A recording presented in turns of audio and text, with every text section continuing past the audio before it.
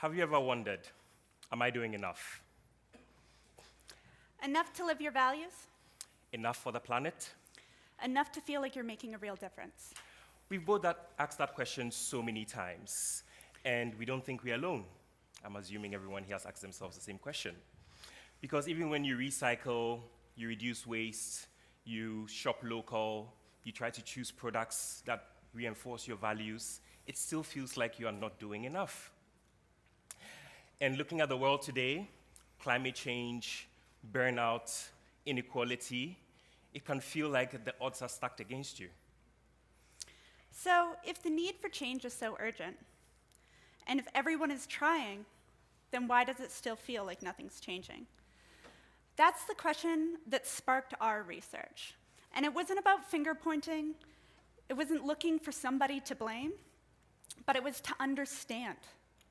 Understand the gap between ambition and action. So we turned to a group often overlooked, small and medium-sized businesses. These businesses can often be viewed as both the problem and the solution. But we wanted to know about the people, the farmers, the creative studios, and the auto body shops. Because they make up 99.7% of our economy. And together, they hold their communities across the country. So we asked, what keeps them going? What keeps them up at night? Why do they get up every single morning? And what are they already doing to build resilience, to be sustainable, and to care for their communities? We listened to what's going on, and what we found wasn't dramatic. It was really deeply human. Extremely human. We found these people aren't waiting for permission. They are taking charge. They are stepping into the systems that they already live within and are trying to create the worlds that they want to see, just so they can reflect the progress that is out there. One of the business leaders we spoke to mentioned to us how he's putting money aside, not to ensure that he's safe for the future and he has enough profits to go on retirement, but to ensure that his people are well cared for in the event of a storm or a natural disaster, so they can rebuild their business from scratch, giving them a cushion to enable them restart. And one of the rural business owners that we talked to talked about how every business helps each other. Even though it might be more expensive to go across the street and buy gas from the local gas station, they continue to do it because in a pinch, they know that they need each other and they need to rely on one another. Another one shared how they are prioritizing slow, intentional growth over profit, not because that is what matters to them from a profit perspective, but what matters to them is really ensuring that the well-being of their people is catered for, that their people feel seen, their people feel supported, and their people feel like the business is there to really serve their every need. You don't hear about this in quarterly reports, or they aren't checkboxes. They're values in action. These are the people who want to build something that matters, not just for profit, but because they care. And if we want to reimagine tomorrow, we have to start by recognizing, uplifting, and learning from the people who are working against the grain and trying to make things better today. And what we saw is care is put into every single step these businesses take. Not because it's the only thing that they can do, but it's because it's a way for them to create the progress that they want to see in the world. So they are starting in their little ecosystems and their little microcosms to say, how can I really start making a change? And this, what we saw from our research is this often is drawn from a place that we don't often see in business. Hope. In a time when hope can really feel like a luxury, and we're not talking about fluffy hope, wishful thinking, but we're talking about the kind of hope that gets you up after you've been down. It's that discipline. Imagine you've been rejected 4 times for a grant. You wake up again and reapply. That is the kind of hope that we are talking about. The hope to pay your staff fairly, even when you think you may not be able to pay yourself. Or to keep trying and trying again in a system that feels like it really wasn't built for you. Hope was that invisible thread that we saw in every single story, in every single conversation. It wasn't loud, but it was there. And brick by brick, choice by choice, we discovered that they are the builders of hope. the quiet rebels, the quiet resistance builders, ensuring that they continue keep pushing against the systems that they live within. It wasn't passive, it was practical. It was active hope. But if this quiet progress is happening, then why don't we see more of it? Why does it still feel like nothing is changing? Because these businesses aren't just working against market forces, they're overwhelmed. They're overwhelmed by feelings of shame, self-doubt, and fear. And we often tell people to be resilient, to adapt, to push through rigid systems that seem complex and often very unfair.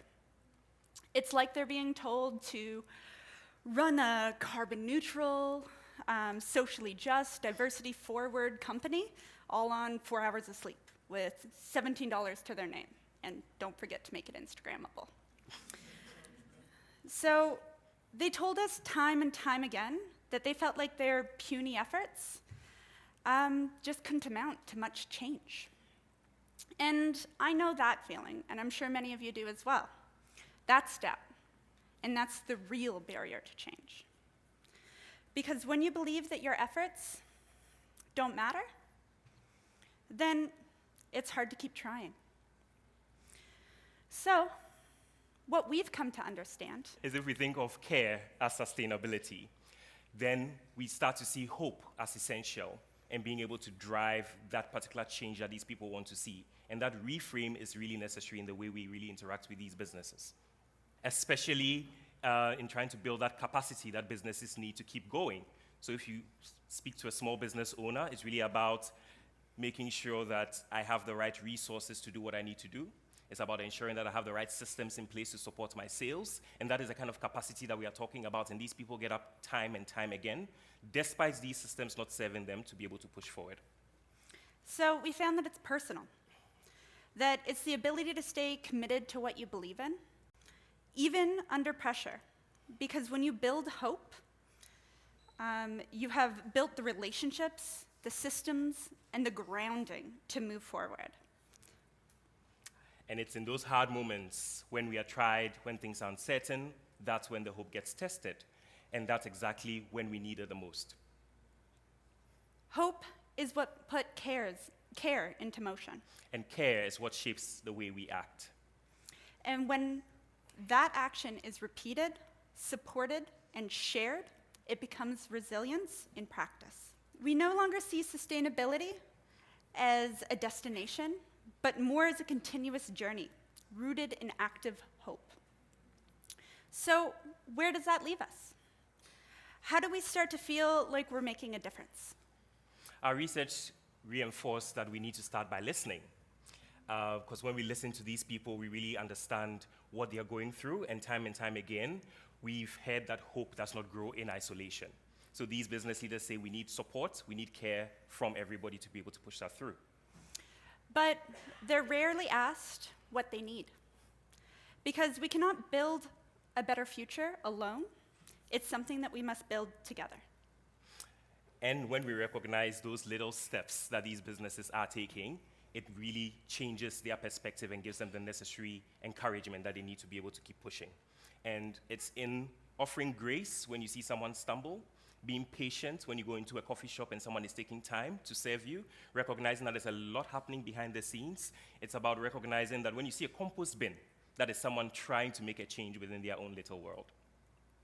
So when we leave shame behind, and in its place, we put in something better, this care that we speak about, and we start leading with care, it really starts making that difference to these people's lives. So this isn't a solution. It's an invitation to listen, to recognize, to see, to make visible what may feel like it doesn't matter or that it's too small to recognize. To those just starting out, to those who have been at it for decades, to business owners, staff, customers, and to communities, to anyone who believes that small businesses deserve better than going at it alone. You don't need to have all of the answers. You just need to walk alongside those who keep trying. This is your system too, and we all have a role to play. You don't need all the answers. You just need to walk alongside. It's your system. To believe that small steps matter, and together we can all really ensure that we make a difference. But it may look like opening up your doors, paying your staff a little more fairly, being kind to the environment or to everyone, or just showing up, even when it's hard. So today we invite you to care again and again and again, and join us on this journey as we try to do so with the people that we've had and through our research. Because alone, we are a drop, but together, we can make waves.